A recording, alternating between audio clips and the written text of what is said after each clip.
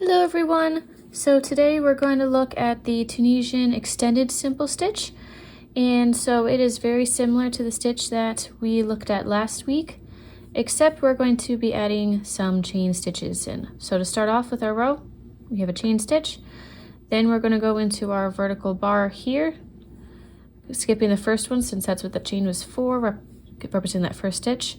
We're going to pull up a loop, single crochet, okay?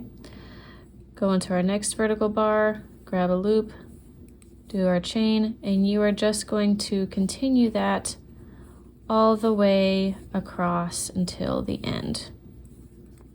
Once you have completed that picking up a loop and chaining all the way across, you are going to do your return the same way you do every other time you do Tunisian, at least so far in the videos I've shown. And so you're going to do your initial yarn over, pull through one, and then for all subsequent ones you're just going to yarn over and pull through two all the way across to the end. And there you have it. That is how to complete the extended simple stitch. I hope that is helpful for your next project and that I will get to see you for my next video. Have a great day. Bye.